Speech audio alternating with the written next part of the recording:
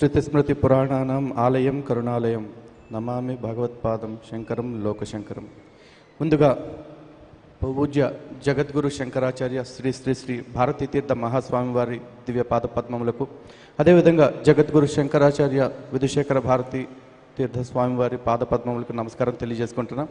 అదేవిధంగా మా గురువు గారు పూజ్యులు శ్రీ బంగారే శర్మ గారి పాద పద్మాలకు కూడా నమస్కారాలు తెలియజేసుకుంటున్నానండి.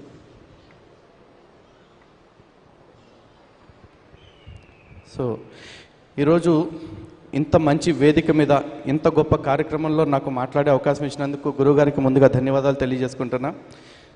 కొంచెం టెన్షన్గానే ఉంటుందండి, ఎందుకంటే ఇందాక గురువుగారు మా గురించి చాలా చెప్పారు. అందులో అసలు విషయం మర్చిపోవటం కాదు, అసలు విషయం ఆయన చెప్పంది ఏంటంటే, మేము మాట్లాడే మాటల్లో 100కి 80 మాటలు మాకు గురువుగారి మార్గదర్శనమే. వారు చెప్పిందే మేము బయట మాట్లాడుతూ ఉంటాం, అసలు విషయం వారు చెప్పరు. కాకపోతే ఏంటంటే, స్కూల్లో కూడా మీరు చూస్తారు కదా, పాఠాలు చెప్పే గురువు గారే కాసేపు అయిన తర్వాత అరే ఒకసారి నువ్వు నా ముందే సమాధానం చెప్పి ఎట్లా చెప్తావు మాట్లాడతావు అని అడుగుతారు కదా. ఇప్పుడు అదే అవకాశం మళ్ళీ ఇచ్చారు. వారికి మరొకసారి నమస్కారం తెలియజేసుకుంటూ ఈ కార్యక్రమానికి అంటే నా భాషను ప్రారంభిస్తున్నా అండి. సో ముందుగా ఒక్కసారి మీ అందరినీ అడిగేది ఏంటంటే, గట్టిగా చప్పట్లు కొట్టండి.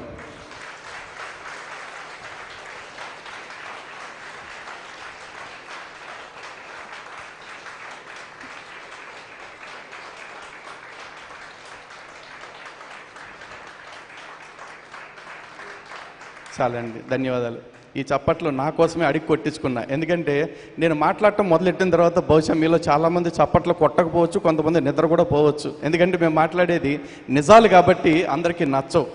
కాబట్టి నిజాలకి చప్పట్లు కూడా మేము ఎక్స్పెక్ట్ చేయట్లేదు, ఎందుకంటే చాలా నిష్ఠూరంగా ఉంటాయి. అండ్ హిందువుల్ని వాళ్ళ కంఫర్ట్ జోన్లోంచి బయటకు తీసుకొచ్చే వ్యవహారాలు కాబట్టి అవి ఇంకాస్త ఇబ్బందికరంగా అనిపిస్తాయి మీకు. ఎందుకంటే మా గురించి చాలా చెప్పారు, ఎన్ని చెప్పినా సరే ఒక మాట వాస్తవం ఏంటంటే, మా మీటింగ్లు లేకపోతే మా స్పీచెస్ అన్నీ కూడా ఎప్పుడు ఒకే మోస ధోరణిలో ఉంటాయి అన్నమాట. జనరల్గా మాకు కూడా చెలొక్తులేస్తూ సరదాగా కబుర్లు చెప్తూ అందరినీ నవ్విస్తూ ప్రసంగాలు చేయాలని ఉంటుంది. కానీ మా బతికి ఏంటంటే, ఎటు చూసినా సనాతన ధర్మానికి అన్ని పక్కల నుంచి సమస్యల గురించి చెప్పేటప్పుడు చెలొక్తులేస్తామా? వేయలేము. అలా అని చెప్పేసి మిమ్మల్ని బోర్ కొట్టిస్తూ బ్రతకగలమా అంటే అది పూర్తిగా చేయలేము. సో అందుకని చెప్పేసి మా ప్రసంగం మొదలుపెట్టే ముందే సినిమాకి ముందు ముఖేష్ యాడ్ చేసినట్టు ప్రతిసారి యాడ్ చేసుకుంటాం అనమాట. మా కథ ఏంటంటే, ఆవు గడ్డి తింటుంది, పాలు ఇస్తుంది, పేడేస్తుంది అని చెప్తాడు. వాడిని ఎటు చూడమన్నా అదే, కిటికీలోంచి చూడమంటే ఆవు గడ్డి తింటుంది, పాలు ఇస్తే పేడేస్తుంది, విమానంలోంచి చూడమని అదే స్టోరీ చెప్తాడు. అలాగే మమ్మల్ని కల్పిస్తే కూడా మేము ఒకటే చెప్తాం, ఎటు మొదలెట్టినా ఎక్కడ పూర్తి చేసినా చివరికి మధ్యలో మాట్లాడేదంతా ఈ మత మార్పిళ్ళు, లవ్ జిహాదులు, నాస్తికవాదులు మనపై చేస్తున్న కుట్రలు కావచ్చు, లేకపోతే సొంత కుంపట్లో సొంత ఇంట్లో ఉంటూ హిందుత్వానికి వెన్నుపోటు పొడుస్తున్న దొంగల గురించి కావచ్చు, వీళ్ళ గురించే మాట్లాడటం అవుతుంది. ఈ రోజున శంకరాచార్యుల వారు కలియుగానికి ఏ విధంగా మార్గదర్శకులు అనే అంశం గురించి మాట్లాడమన్నారు. దాని గురించి మాట్లాడాలంటే కూడా ఆ రోజు శంకరులు చూపిన బాటలోనే మేము ఇప్పుడు పని చేస్తున్నాం. కాబట్టి మళ్ళీ ఇక్కడ మత మార్పిళ్ళు, లవ్ జిహాదులు, హిందూ ధర్మం మీద మనకు చేస్తున్న కుట్రలు ఇవే మాట్లాడాల్సి వస్తుంది. కాబట్టి ముందే అడిగి చప్పట్లు కొట్టించుకున్నాను అనమాట. తర్వాత మళ్ళీ మీకు ఎట్లాగో బోర్ కొట్టేస్తుంది, రొటీన్ టాపిక్ అంటారు కాబట్టి. సో మీలో ఎంతమందికి సమాజంలో జరుగుతున్న వాటి పట్ల అవగాహన ఉందో లేదో నాకు తెలియదండి. లేదని నేను అన్ను. కొంతమందికి తెలియకపోవచ్చు, కొంతమందికి తెలిసినా కూడా మాట్లాడకపోవచ్చు వాటి గురించి. ఎందుకంటే చాలామంది హిందువులందరూ ఒకటే ధోరణి, పిల్లి కళ్ళు మూసుకుని పాలు తాగుతున్న చందంగా కళ్ళ ముందే అన్నీ జరుగుతూ ఉంటాయి. కానీ మనం మన కంఫర్ట్ జోన్ దాటి బయటికి రావాల్సి వస్తుందేమో అని చెప్పేసి ఆ జోన్లోంచి బయటికి రావటం ఇష్టం లేక కళ్ళు మూసుకుని, అదే సినిమాలు చెప్తాడు కదా, ఆల్ ఈజ్ వెల్ అని చెప్పేసి అంతా బాగుందని కూర్చుంటూ ఉంటాం. బయట ఏమీ బాగాలేదండి. ఆ రోజు శంకరాచార్యులు వారు ఏ కారణం చేత ఉదయించారో, ఏ కారణం చేత ఆయన తన జీవితాన్ని పణంగా పెట్టి ప్రయత్నాలు చేస్తూ పోరాడి ప్రాణాలు అర్పించారో, ఈరోజు దానికి 1000 దారుణమైన పరిస్థితులు భారతదేశానికి దాపురించున్నాయి, సనాతన ధర్మానికి దాపురించున్నాయి.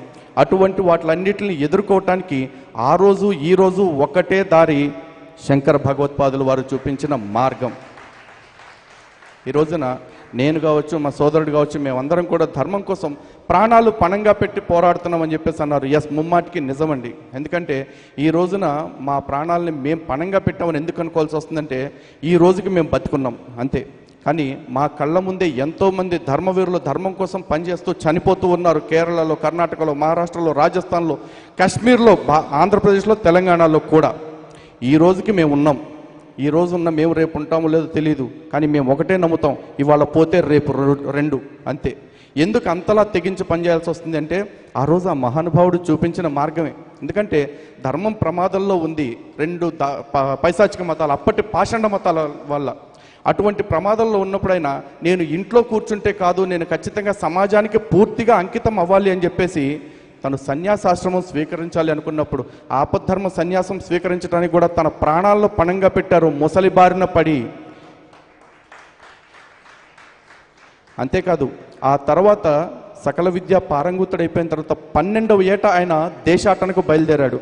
12 ఏళ్ల వయసులో తనది కాని ఊర్లు వెళ్ళటానికి, తనది కాని ప్రాంతం వెళ్ళటానికి ఆయన ఎంత తెగించుంటారు, ఆ కుటుంబ సభ్యులు వాళ్ళ తల్లిదండ్రులు ఎంత భయపడి ఉంటారు ఆయన విషయంలో. అయినా కూడా 12 ఏళ్ల వయసులో అంటే ఎంత గొప్ప విషయం అండి. ఈరోజు నేను చెప్తున్నాను, నాకు ఇంత వయసు వచ్చిన తర్వాత నాకు ఒక్కడికే చీకట్లో వెళ్ళాలంటే కూడా ఒకసారి భయపడతాను నేను. అలాంటిది 12 ఏళ్ల వయసులో యావత్ దేశాన్ని ఆయన తిరగటానికి వెళ్ళిపోయారు. మరి అది ప్రాణాలకు తెగించి వెళ్ళటం కాదా? అంత ప్రాణాలకు తెగించాల్సిన అవసరం ఆయనకి ఏమొచ్చింది?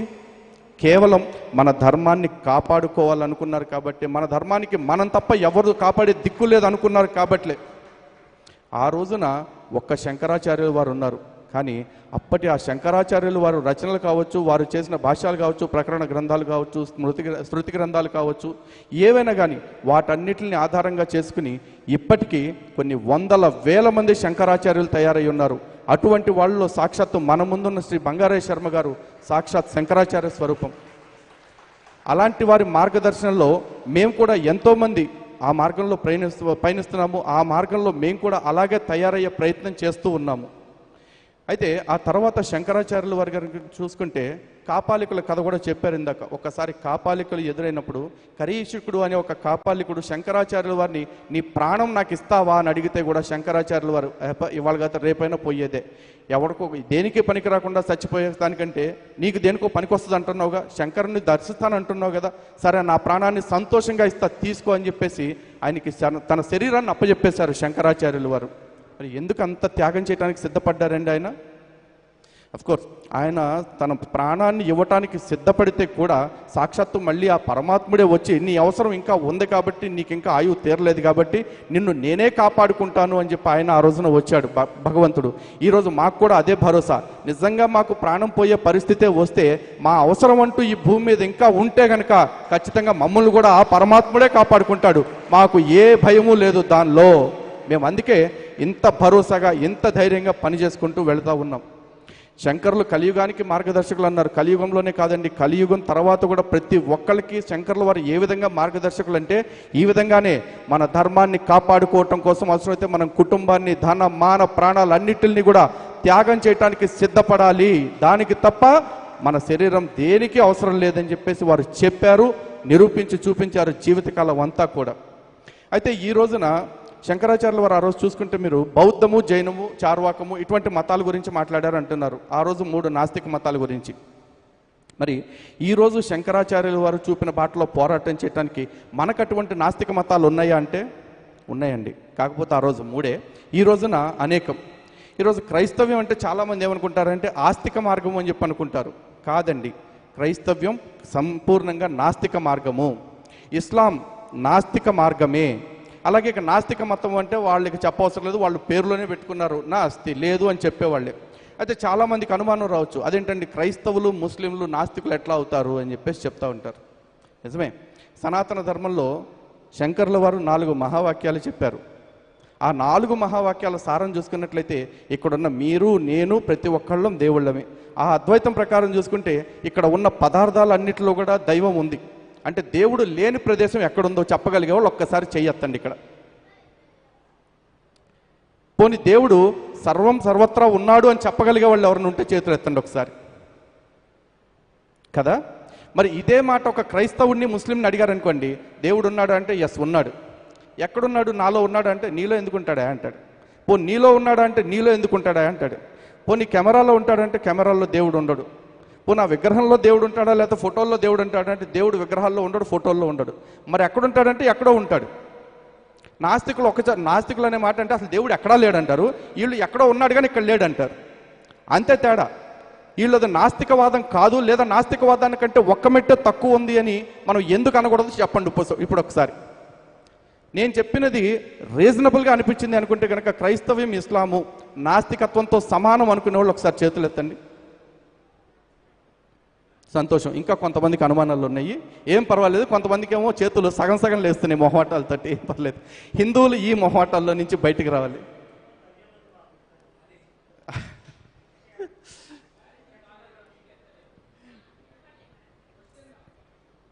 చాలా క్లియర్గా చెప్తున్నా అండి, నాస్తికత్వము అంటే ఏమిటి కదా. క్రైస్తవ్యం ఇస్లాం ప్రకారం దేవుడు ఉన్నాడు అంటారు, కానీ దేవుడు ఎక్కడున్నాడు అంటే తెలియదు, ఆన్సర్ లేదు. దేవుడు ప్రాబ్లం ఏంటంటే చాలామందికి జ్ఞానం అంటే ఏమనుకుంటారు అంటే ఎలా చేయటం అనేది జ్ఞానం అనుకుంటారండి. కాదండి, ఎందుకు చేస్తున్నామని తెలుసుకోవటం ఫస్ట్ స్టెప్ జ్ఞానానికి.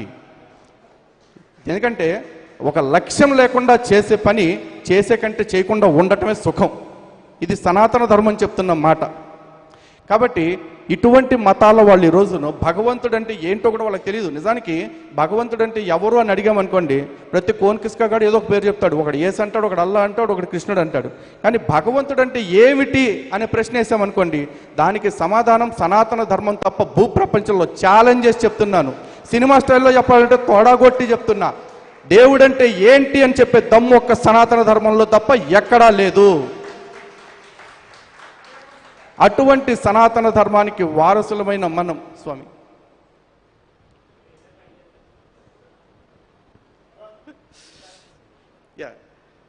అంత గొప్ప సనాతన ధర్మానికి వారసులమైన మన వాళ్ళు ఈరోజు అందరూ ఎట్లా ఉన్నారు అంటే, ఎవడో ఒకడు గొట్టంగాడు వస్తాడు, సంఖలో సంచేసుకుని ఒక నల్లట్ల పుస్తకం పట్టుకొని వస్తాడు. వచ్చి ఏమో నీకు తెలుసా మీ దేవుడు పాపాత్ముడు అంటాడు. సరే, అసలు దేవుడు పాపాత్ముడు అనే ముందు దేవుడు అంటే ఏమిటి, పాపం అంటే ఏంటి అని చెప్పి వస్తాడా? వాడికి తెలియదు. వాడి గ్రంథం ప్రకారం వాడికి పాపం అంటే ఏంటంటే ఆజ్ఞాతిక్రమణ మాత్రమే పాపం. ఆ ఆజ్ఞాతిక్రమణలు ఎట్లా ఉంటాయంటే, వాడి దేవుడు వ్యభిచారం చేసిన వాళ్ళని రాళ్లతో కొట్టి చంపమన్నాడు. వీడు కొట్టి చంపితే అది పుణ్యం, వాడు చంపను అంటే వాడు పాపాత్ముడి కింద లెక్క. కానీ తర్వాత దేవుడు కొడుకుగా చెప్పుకునేవాడు వచ్చి అదే పాపం చేస్తే ఆడు చేశాడు కాబట్టి అది కరెక్టే అని సరిపెట్టుకునేంత దౌర్భాగ్యపు స్థితిలో ఆ మతాలు ఉన్నాయి. కానీ సనాతన ధర్మంలో పాపమైనా పుణ్యమైనా, రాముడికి ఒకటి పాపం, రావణాసురుడికి ఇంకొక పాపం లేదండి. ఒక తప్పు రాముడు చేసిన పాపమే, రావణాసురుడు చేసిన పాపమే, కృష్ణుడు చేసిన పాపమే, కంసుడు చేసిన పాపమే. ఎందుకంటే సనాతన ధర్మంలో ఎటువంటి పార్షియాలిటీ ఉండదు. ఈవెన్ దేవుడు అనేవాడు ఎట్లా ఉంటాడంటే, ఈరోజు చాలామంది అనుకోవచ్చు, ఏమండి మీ దేవుళ్ళు అట్లా చేశారు ఇట్లా చేశారని. మా దేవుళ్ళు ఎట్లా చేసినా సరే, సాక్షాత్తు భక్తుడైనా సరే పాపం చేస్తే వాడి ఆయువు తీరిపోయిన రోజున ఆ భగవంతుడే వచ్చి సంహరించాడు. కానీ వీడు నా భక్తుడే కాబట్టి వీడికి రుణమాఫీ ప్యాకేజ్ ఇచ్చేద్దాం, వీడి పాపాలని మాఫీ చేద్దామని దేవుళ్ళు ఎప్పుడు అనుకోవాలా. అది సనాతన ధర్మం మనది. అయితే ఈ సనాతన ధర్మ వారసత్వాన్ని అందిపుచ్చుకున్న మన దగ్గరికి దాడులు చేసే వాళ్ళ సంఖ్య ఒకసారి మీకు చెప్పాలండి. 1 క్రైస్తవులు, 2 ముస్లింలు, 3 నాస్తికులు, 4 కమ్యూనిస్టులు. ఇలాంటి వాళ్ళు అందరూ పోను ఇప్పుడు కొత్తగా ఎవరు వచ్చారో తెలుసా? మన హిందువుల్లోనే ఉంటారండి. బ్రహ్మకుమారి అని ఒక సంస్థ వస్తుంది. ఆ సంస్థ వాళ్ళు ఎట్లా వస్తారంటే, మొగుడు పెళ్ళాలని అన్నా చెల్లి, అక్క తమ్ముళ్ళు, అక్క అన్నయ్యలే, అక్క తమ్ముళ్ళు కాదు, అన్న చెల్లెళ్ళు కాదు, అక్క అన్నయ్య అని పిలుచుకోవాలి ఒకళ్ళనొకళ్ళు. కానీ మరి వాళ్ళిద్దరూ కలిసి ఏం చేయాలి, సృష్టి ముందుకు అట్లా తీసుకుపోవాలంటే వీలైతే దివ్య సంతానాన్ని పొందొచ్చట సంగమం లేకుండా, అంతేగాని పిల్లల్ని కనకూడదట. ఈ రోజున ఆల్రెడీ హిందూ ఆడపిల్లల్ని లవ్ జిహాద్ అని చెప్పేసి ముస్లిం వ్యక్తులు ప్రేమ పేరుతో పెళ్లి చేసుకుని మన హిందూ ఆడపిల్లలతో ముస్లిం సంతానాన్ని కంటున్నారు. మీరు కావాలంటే చూడండి, సైఫ్ అలీ ఖాన్ అనే వ్యక్తి కరీనా కపూర్ అనే ఆవిడ పెళ్లి చేసుకున్నాడు. ఒక ముస్లిం అబ్బాయి హిందూ అమ్మాయిని పెళ్లి చేసుకున్నాడు. సంతోషం, కాసేపు మత సామరస్యం అందం. మరి 2 కొడుకులు పుట్టినప్పుడు ఒకటికి తైమూర్ అని పేరు పెట్టిన వాడికి రెండో వాడికి తిరుమలరావు అని పేరు పెట్టాలి. కానీ ఆ రెండో వాడికి కూడా ఔరంగజేబ్ అని పేరు పెట్టారే. అంటే హిందూ క్షేత్రాలతోటి వాళ్ళు ముస్లిం సంతానాన్ని కంటారు. ఆల్రెడీ సుక్షేత్రాలుగా ఉన్న హిందూ ఆడపిల్లల్ని బ్రహ్మకుమారి లాంటి వాళ్ళు వచ్చేసి పిల్లలు కంటానికి వీల్లేదు అని చెప్తూ మన సంతానాన్ని ఏం చేద్దాం అనుకుంటున్నారు, మన భావితరాలని ఎలా చూపిద్దాం అనుకుంటున్నారు, ఒక్కసారి మీరు ఆలోచించండి. ఇక్కడితో అయిపోయిందా? పైగా శైవ వైష్ణవ భేదాలని పెంచి పోషిస్తుంది మీలో చాలామందికి తెలియదు ఈ బ్రహ్మకుమారిలే. చాలామంది ఏమనుకుంటారంటే వైష్ణవులు, శైవులు, స్మార్తులు వీళ్ళు కొట్లాడుకుంటున్నారు అనుకుంటున్నారు. కాదండి. ఈ రోజున మీరు చూడండి, శంకరాచార్యుల వారి జీవితంలోనే చూసుకుంటే శంకరాచార్యుల వారికి కూడా ఒక మతాన్ని ఆపాదించి ఈ రోజున కుసంస్కారంతో విమర్శలు చేస్తున్న వాళ్ళు చాలామంది ఉన్నారు. ఒక్కసారి శంకరుల జీవితం మీరు చూస్తే, శంకరులని చంపాలని చూసిన కాపాలికుడు శివారాధన చేసేవాడు. ఆ కాపాలికుడిని చంపి శంకరుల్ని కాపాడింది నృసింహస్వామి. ఈరోజు చెప్పండి, మనలో మనకి వైరుధ్యాలు విభేదాలు సృష్టించాలని చూసేవాళ్ళు ఎవరు కుట్ర చేస్తున్నారు, ఎవరు బలైపోతున్నారు ఒకసారి మీరు ఆలోచించండి. అలాంటిది ఈ బ్రహ్మకుమారిలు వచ్చేసి శివుడు సర్వోన్నతమైన దేవుడు, లక్ష్మీనారాయణులు భూమిని పాలించిన ఒక రాజులు మాత్రమే అని చెప్తారు.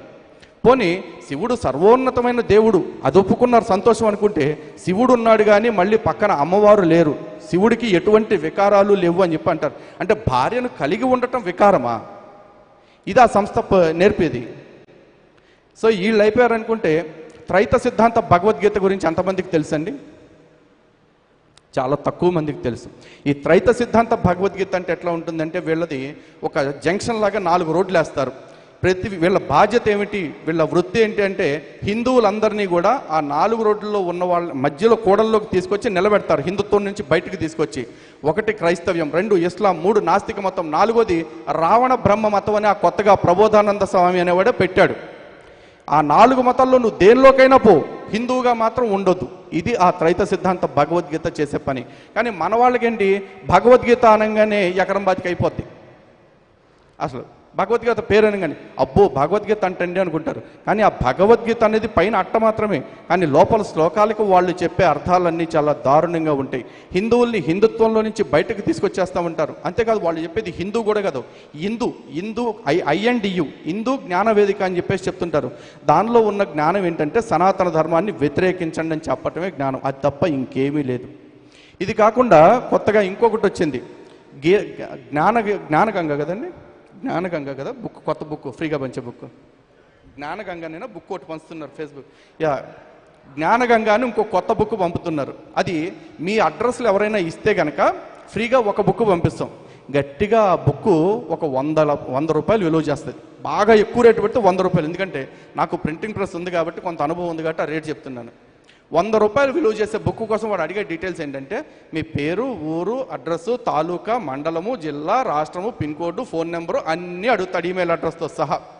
మనం ఏం చేస్తాం, ఉచితంగా పుస్తకం వస్తుంది కాబట్టి, అంటే మన బతుక్కి ఎట్లా ఉంటుందంటే, దాని విలువ 100 రూపాయలు, 1 రూపాయి కాదు, ఉచితంగా వస్తుంది కాబట్టి. ఫినాయిల్ తాగే బ్యాచ్లు చాలామందే ఉన్నారు కాబట్టి ఏమాత్రం బిడియపడకుండా అడ్రస్లు ఇచ్చేస్తూ ఉంటారు. 100 రూపాయల బుక్ కోసం ఉచితంగా వస్తుందని ఈ రోజున మీ అడ్రస్సులు వాడికి పంపిస్తున్నారు కదా, రేపు అదే ఆడు ఒక 500 రూపాయలు, 1000 రూపాయలు పుస్తకమో లేకపోతే ఇంకో గిఫ్టో ఇస్తానంటే, రేపు వీళ్ళ ఇంట్లో ఆడవాళ్ళని కూడా పంపించారు అట్లాంటి వాళ్ళు. నా మాటలు కొంచెం కష్టంగా ఉండొచ్చండి, కానీ ఉన్న మాట. అందుకనే ముందే చెప్పాను, నా మాటలు చప్పట్లు కొడటానికి పనికి రావు అని చెప్పేసి. ఎందుకంటే నిజాయితీగా చెప్పే మాటలు ఎవ్వరికీ నచ్చవు. కానీ ఆ 100 రూపాయల బుక్లో వాడు ఏం చెప్తాడు అంటే, ఈ కొత్త దేవుణ్ణి తయారు చేశాడు. బ్రహ్మ, విష్ణు, మహేశ్వరుల కంటే కూడా పైన ఇంకో దేవుడు ఉంటాడు, ఆడి పేరు కబీర్. కబీర్ అనేవాడు దేవుడు. ఆ కబీర్ అనేవాడి కింద పనిచేసే పాలేరులు బ్రహ్మ, విష్ణు, మహేశ్వరులు. ఆ ముగ్గురు కింద పనిచేసే మిగతా దేవుళ్ళే ఈ అవతార పురుషులు అందరూ అని చెప్పేసి వాళ్ళు చెప్తా ఉన్నారు. మరి ఇటువంటి జ్ఞానాన్ని చదివిన హిందువులు 1,00,000 మందిలో ఒకడు, లేదు 10 లక్షల మందిలో ఒకడు మారితే మనం నష్టపోయినట్లు కదా. ఎందుకంటే వివేకానంద స్వామి బతుకున్నప్పుడు ఒక మాట చెప్పారు, ఒకడెవడైనా సరే సనాతన ధర్మాన్ని విడిచి పరాయి మతంలోకి పోతున్నాడంటే ఒక హిందువుని మనం కోల్పోయినట్లు కాదు, హిందుత్వానికి ఒక శత్రువుని మనం తయారు చేసుకున్నట్లు. అటువంటి పరిస్థితుల్లో వీళ్ళు తయారయ్యారు. అండ్ మీకు ఇంకొక విషయం తెలియాలి, ఇందాక బ్రహ్మకుమారి గురించి చెప్పాను కదమ్మా, ఎవరైనా సరే ఆ సంపాదనకు అలవాటు పడిపోయిన వాళ్ళు ఎంత దారుణంగా తయారవుతారంటే, మీ అందరికీ బ్రహ్మకుమారిస్ అనే ఒక సంస్థ గురించే తెలుసు. ఆ బ్రహ్మకుమారి సంస్థ తర్వాత ఇంకొక 3 ముక్కలైంది. ఈ బ్రహ్మకుమారి అనే సంస్థకి అధినేత ఎవరంటే బ్రహ్మ బాబా. ఆ తర్వాత ఈ బ్రహ్మకుమారి సంస్థ నుంచి ఇంకో సంస్థ విడిపోయింది, ఆధ్యాత్మిక ఈశ్వరీయ విశ్వవిద్యాలయం. దాని అధినేత ఎవరు వచ్చారంటే వీరేంద్ర దేవ్ దీక్షిత్.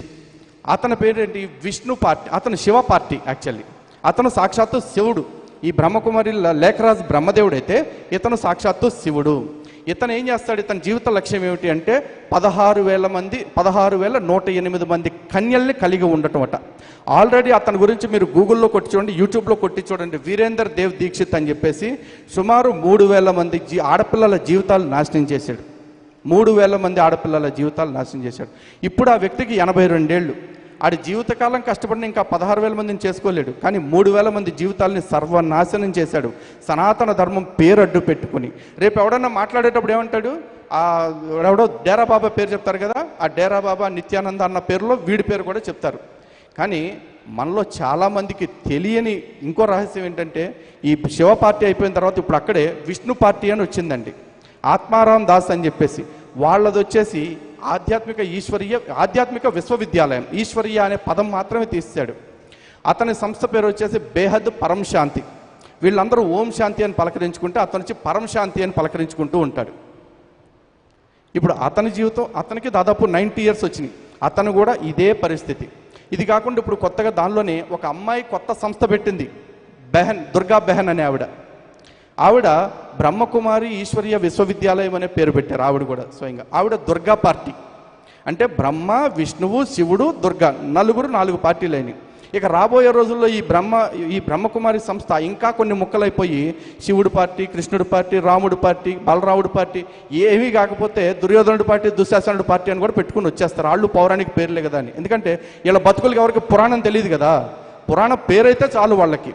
ఆ పురాణ పేర్లలో వాళ్ళు మంచి పేర్లా చెడ్డ పేర్లా అని కూడా ఆలోచించరు. ఇది కాకుండా ఓమోజేహ అని ఒక కొత్త సంస్థ వచ్చింది. వాళ్ళు ఏం చేస్తారంటే పున్నమి రోజున కన్నెపిల్లలతోటి ఆరాధన మాత్రమే చేస్తాడు. ఓన్లీ పున్నమి రోజున మాత్రమే.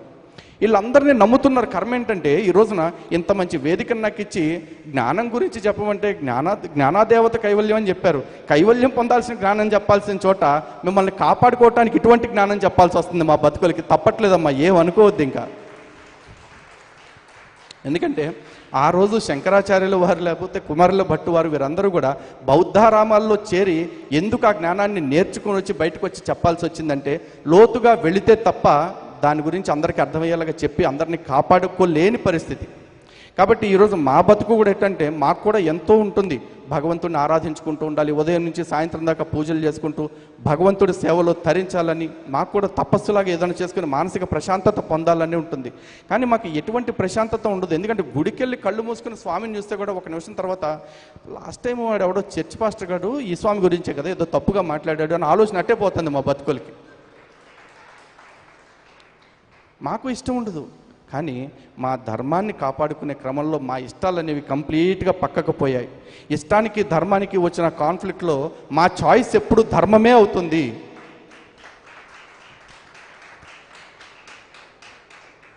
మాకు అటువంటి ప్రేరణ, అటువంటి మార్గాన్ని చూపించింది మరెవరో కాదండి, పూజ్య శంకర భగవత్పాదుల వారు. అందుకే వారి పాదపద్మాలకు ప్రతిరోజు ప్రతి క్షణం మేము కృతజ్ఞతలు అర్పించుకుంటూనే ఉంటాము. కాబట్టి యాజ్ యూజువల్ ముందు చెప్పినట్టే మీ అందరికీ బోర్ కొట్టించానని నాకు అర్థమవుతుంది. కాబట్టి చాలా సంతోషం. ఇంకా ముగిస్తూ ఉన్నాను. ఇంత మంచి అవకాశాన్ని ఇచ్చిన మా గురువు గారికి, వారి పాదపద్మాలకు మరొక్కసారి నమస్కారాలు తెలియజేసుకుంటూ వేదిక మీద ఉన్న అమ్మ శ్రీ అనంతలక్ష్మి గారి ఆశీస్సులు మాకు అందజేసినందుకు ధన్యవాదాలు తెలియజేసుకుంటున్నా అండి. జై శ్రీరామ్, భారత్ మాతాకి. గట్టిగా ఒకసారి లేచి నిల్చొని చప్పట్లు కూడదు, గట్టిగా.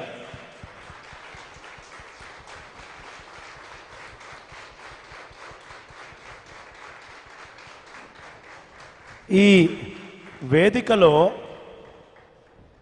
కేవలం ఆధ్యాత్మిక ఉపన్యాసాలే కాదు, ఈ సమయంలో సమకాలీనంగా మన మీద జరిగే దాడులేంటి, ఏ విధానమైనటువంటి దాడులు జరుగుతున్నాయి, ఇది ఒకటి తెలియాలి.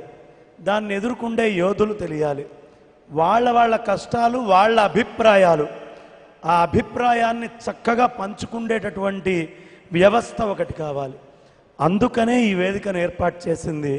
వాళ్ళ అభిప్రాయం అంటే ఇదేదో చిన్న విషయం కాదు, వాళ్ళ అనుభవం, జీవితాన్ని పణంగా పెట్టి వాళ్ళు అన్నీ, ఇదిగో వాళ్ళ అబ్బాయి అక్కడ పడుకొని ఉన్నారు, వారి శ్రీమతి గారు, లలిత్ గారు శ్రీమతి గారు గాయత్రి, ఆవిడికి భయమే. నిరంతరం బయటికి వెళ్ళిన మనిషి వస్తాడా రాడా గొడవ పెట్టుకుంటూనే ఉన్నారు.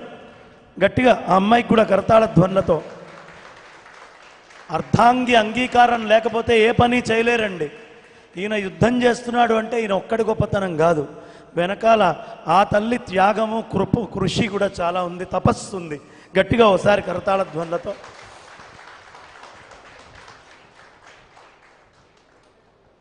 ఈ వేదిక మీద నుంచి వాళ్ళ అభిప్రాయాన్ని, వాళ్ళ మనసులో ఉన్నటువంటి దాన్ని మిగతా అందరికీ కూడా తెలియపరచాలి అనే ఉద్దేశ్యంతో ఒక ఇంటరాక్టివ్ సెషన్ స్పెషల్గా ఈ ఇరువురితోటి ఏర్పాటు చేయడం అయింది. మీ అందరికీ ఒక చిన్న అభ్యర్థన, ఈ మధ్యకాలంలో వ్యాసపీఠం అని ఒక ఛానల్ని, అంతకుముందు శివశక్తి అని వారు ఒక ఛానల్, యూట్యూబ్ ఛానల్ నడిపేవారు, హిందూ జనశక్తి అని వీరొక యూట్యూబ్ ఛానల్ నడిపేవారు. ఈ రెండు పరస్పరం విభిన్నంగా నడుస్తూ ఉన్నాయి. ఈ ఇద్దరు కలిసి బాగా దగ్గరకు ఉండాలి అనేది నా మనసులో కోరిక. నా శంకరుడు ఆ మాట విన్నాడేమో, విని వాళ్ళిద్దరూ ఇవాళ కలిసి ఒక అద్భుతమైనటువంటి కార్యక్రమం వ్యాసపీఠం అనే ఒక ఛానల్ స్టార్ట్ చేశారు. శివశక్తి అన్యమతాలని ఖండిస్తుంది, హిందూ జనశక్తి అన్యమైన ఆలోచనల్ని ఖండిస్తుంది.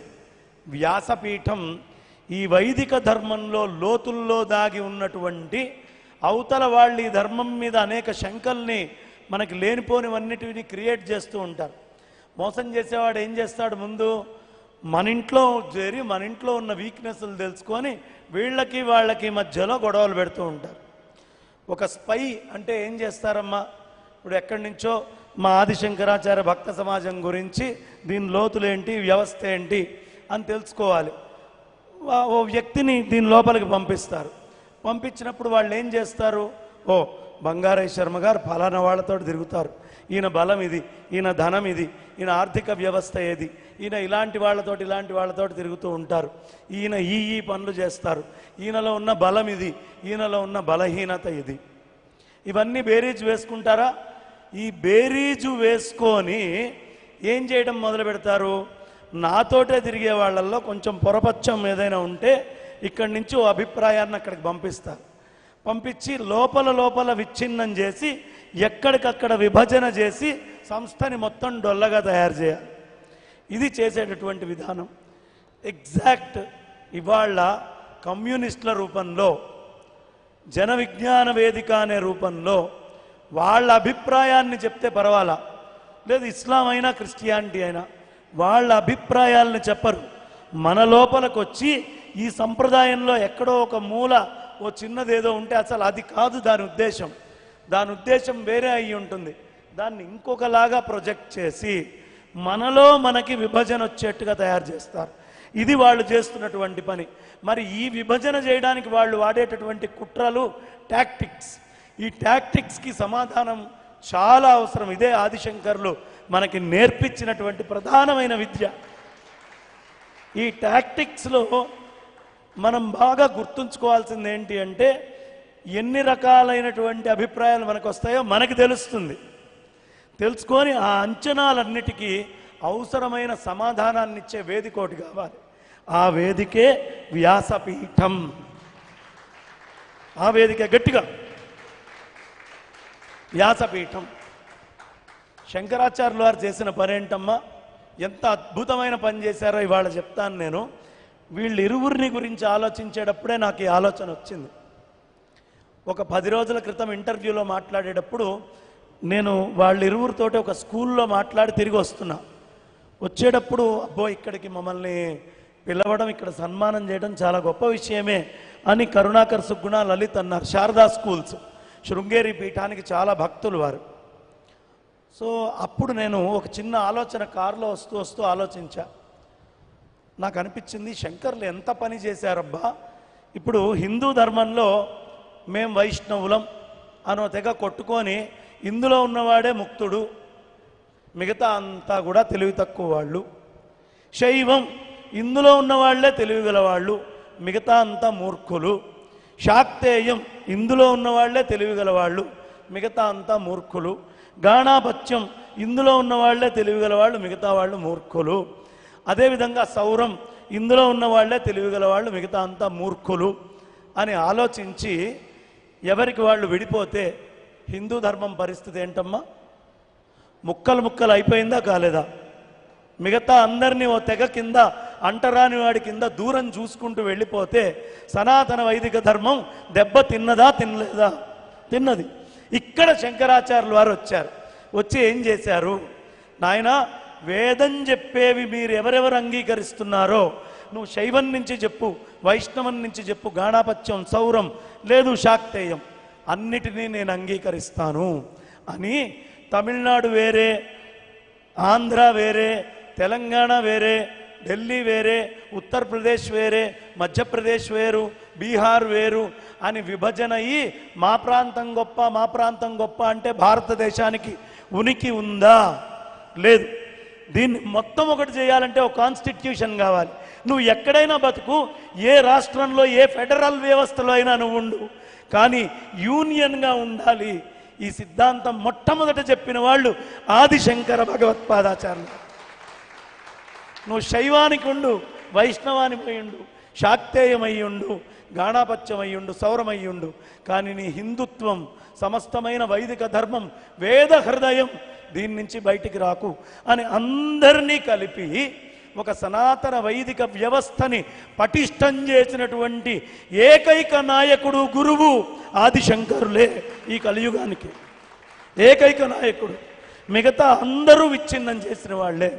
చెప్పండి, మీ సమాధానం ఎవరికి కావాలన్నా హిందూ మతాన్ని, ధర్మాన్ని పటిష్టం చేసినటువంటి నాయకుడు ఎవరు అంటే గుండె మీద చేసుకొని ఆలోచించండి. ఆదిశంకరులు తప్ప ఇంకొకళ్ళు లేరు, లేరు, లేరు. ఎందులో? వేద ధర్మాన్ని ప్రచారం చేయడంలో కాదు. వేద ధర్మాన్ని వైష్ణవము చేస్తుంది, శైవము చేస్తుంది, గాణాపత్యము చేస్తుంది. కానీ విభజన కాకుండా అన్నీ ఒకటిగా వేదము అని ఉండాలి అని చూసినటువంటి ఏకైక గురువు ఆదిశంకర భగవత్పాదాచార్యులు. ఆ పని చేస్తున్నారు వాళ్ళిరువురు. ఇవాళ ఇప్పుడు అద్భుతమైనటువంటి ఉపన్యాసం మనకిచ్చారు. ఈ ఇంటరాక్టివ్ సెషన్లో ఎవరికైనా క్వశ్చన్స్ అడగాలని ఉంటే రిలేటెడ్ క్వశ్చన్స్, మన అభిప్రాయాలు చెప్పొద్దమ్మా, మనం క్వశ్చన్ వేయాలనుకుంటే ఎవరైనా వేయచ్చు. చెయ్యి లేపితే ఒక మైక్. సంపత్ రెడీ. ఎవరు? మీరా? స్వామి ఒక్క మీ పేరు? మల్లికార్జున్ గారు. ఈరోజు యూట్యూబ్లో మనం అన్నీ కూడా చూస్తున్నాము. వీరంతా కూడా యూట్యూబ్లో నేను చేస్తున్నాను. మరి కొన్ని ఇతర మతస్థులు పెట్టేటువంటి యొక్క యూట్యూబ్లు కూడా చూస్తున్నాము. అయితే మన వాళ్ళు ఓన్లీ మన వాళ్ళ యూట్యూబ్లు మాత్రమే చూస్తున్నారు. కానీ మన వాళ్ళ యూట్యూబ్లు ఇతర మతస్థులు చూసి దాంట్లో ఏం చెప్తున్నారంటే ఇవి మత విశ్వాసాలకు విరుద్ధంగా ఉన్నాయి కాబట్టి వీరిని బ్యాన్ చేయాలనే ఒక ఉద్దేశంతో వాళ్ళు కామెంట్లు పెడుతున్నారు. ఎవరు? ఇతర మతస్థులు. ఆ విధంగా మనం కూడా ఏం చేయాలంటే ఇతర మతస్థులు చేసినటువంటి యొక్క వీడియోల్లో మనం కూడా ఇంట్లో ఈ విధమైనటువంటి యొక్క మత విశ్వాసాలు రెచ్చగొట్టే విధంగా ఉన్నాయని చెప్పి మనం కూడా కామెంట్లు పెట్టి వాళ్ళ యూట్యూబ్లను బంద్ చేయించాలి. అమ్మా, చక్కటి అభిప్రాయం చెప్పారు. దీనికి ఎవరో కాదు, ప్రత్యక్షంగా బలవుతున్న వాడిని నేనే. నా ఫేస్బుక్ మీరు ఓపెన్ చేస్తే దాని కింద కమ్యూనిస్టులు, క్రిస్టియన్లు అంతా నాకు నెగిటివ్గా పెట్టేవాళ్ళే ఎక్కువ ఉంటారు. ప్రత్యేకంగా నన్ను దాడి చేస్తూ ఉంటారు. కామెంట్ చూసినప్పుడల్లా నాకు నవ్వు వస్తుంది. వాడు కామెంట్ పెట్టాడు అంటే వాడి లోపల ఎంత కసి వచ్చిందో బాగుంటుంది. కసి వచ్చిందో వాళ్ళ ముందు వాళ్ళు నిల్చోనే మాట్లాడాలని నేను నిర్ణయం తీసుకున్నా. It's an honour. వాళ్ళ మీద ఉన్న గౌరవం కొద్దీ నేను నిల్చొని మాట్లాడుతున్నా. వాళ్ళు ధర్మం పక్షాన ఇలా నిల్చొని ఉన్నారని చూపించడానికి సంకేతం ఇది. ఎంత అద్భుతంగా కామెంట్లు పెట్టడానికి తిరిగి అందరూ చూడండి అమ్మా, దయించి చూసి కామెంట్లు పెట్టడం నేర్చుకోండి. కింద కామెంట్ చూసామా వెళ్ళిపోయామా అనుకోవటం హిందూ ధర్మం కాదు. అడ్డమైన అనవసరమైన వాటన్నిటిలో వేలు పెడతాం. సీరియల్ చూస్తే సీరియల్ మీద ఫోన్లు చేసి మరీ కామెంట్లు పెడతాం. ఏ ధర్మాన్ని తిట్టినప్పుడు కామెంట్లు పెట్టాల్సిన బాధ్యత లేదా? ఖచ్చితంగా పెడదాం. మనం కామెంట్లు పెడితే మిగతా వాళ్ళు కొట్టుకుపోతారు, కానీ పెట్టం మనం. అది మన సమస్య, మంది కాదు అనే ఉద్దేశంలో. Any question, specific direct question. జై శ్రీరామ్. మీ పేరు? నా పేరు రఘువంశీ. శ్రీ గురుభ్యో నమః. ఈ చివరి మహాశివరాత్రి రోజు నేను ఈషా యోగా సెంటర్లో వాలంటీరింగ్కి వెళ్ళాను. వినిపిస్తుందా? ఈషా యోగా సెంటర్లో వాలంటీరింగ్కి వెళ్ళాను. అక్కడ ఆశ్రమంలో చూశాను పెద్ద పెద్ద వాళ్ళు, అంటే మగవాళ్ళు ఆడవాళ్ళు ఎవరికి అంటే వాళ్ళకు ఆడవాళ్ళకైతే మెట్టలు లేవు, మంగళసూత్రాలు లేవు, మగవాళ్ళకి జంధ్యాలు లేవు. అంటే నేను కొద్దిగా డీప్గా వెళ్ళి సద్గురు చెప్పే కొన్ని వీడియోలు చూశాను. ఆయన కూడా మన వివాహ వ్యవస్థని ఎక్కడ కూడా ఎంకరేజ్ చేయట్లేదు. రీసెంట్గా మనం రామ్ చరణ్ గారి వైఫ్ అడిగిన ప్రశ్నను చూస్తే మనకు అర్థమైపోతుంది. ఆవిడ అడిగారు, నేను ఇప్పుడు పిల్లల్ని కనొచ్చా అని. ఆయన ఏమన్నారు, మగ పుల్లులు అంటే నువ్వు ఆడపుల్ల అయింటే కనొచ్చని చెప్పేవాడిని, కానీ నువ్వు మనిషి అయిపోయావమ్మా అని చెప్పారు. లిటరల్లీ దాని మీనింగ్ ఏంటి అంటే ఈషా యోగా సెంటర్ కూడా బీయింగ్ అంటే lakhs of people from youth are following them. ఇప్పుడు మనం చూస్తే August 15th కానీ లేకపోతే January 26th మనకి యూత్ ఎక్కడ సెల్యూట్ కొట్టినట్టు కనిపించదు. కానీ శివరాత్రి దగ్గర లక్షల్లో చూశాను నేను ఆ రోజు. అట్లాంటి అంత ఫాలోయింగ్ ఉన్నవారు మన హిందూ వ్యవస్థని, మన వివాహ వ్యవస్థని ఇంత దారుణంగా అంటే కుళ్ళపడుస్తున్నా అనిపిస్తోంది. దీని గురించి మీ అభిప్రాయం, లేకపోతే దాని గురించి మనం ఆలోచించవచ్చా? ఇద్దరులో ఎవరు? నాకు లలిత్ గారి ఫేవరెట్, అంటే తను తెలుసు. ఒకటండి, మీరే చెప్తున్నారు సద్గురుని లక్షల మంది ఫాలో అవుతున్నారు అని చెప్పేసి. కాబట్టి అంతమంది ఫాలో అవుతున్నారు కాబట్టి నాకేం మాట్లాడాలో కూడా తెలియట్లే. కాకపోతే వాస్తవంగా నా అభిప్రాయం అడుగుతున్నారు కాబట్టి చెప్తున్నా అండి. సనాతన ధర్మానికి ఆచారం ప్రాణం. ఆచారాన్ని ఎవరైనా చిత్తశుద్ధిగా అనుష్ఠించాల్సిందే, దానిలో ఎటువంటి సందేహము లేదు. ఇక కార్పొరేట్ పద్ధతుల్లో వెళుతున్నారు కాబట్టి మరి వారు ఎందుకు చెప్పట్లేదు అంటే వారిని ప్రశ్నించే స్థాయి నాది కాదు. వారిని ప్రశ్నించాల్సిన గురువులు ఖచ్చితంగా దాన్ని ప్రశ్నించవచ్చు. లేదు వారికి వేరే ఆంతర్యం ఏమన్నా ఉండుండొచ్చు సద్గురువుకి కూడా. అంటే ఈ ప్యాటర్న్లో ఉంటే యూత్ని ఎక్కువ మందిని అట్రాక్ట్ చేయొచ్చు, ముందు దగ్గర దాకా వస్తే తర్వాత మెల్లమెల్లగా ఆచారాన్ని అలవాటు చేయొచ్చు అని కూడా అనుకుని ఉండొచ్చు కదా. కానీ నేనైతే ఒకటి చెప్తాను, ఆచారం పాటించని రోజున సనాతన ధర్మానికి ఆయువు లేదు.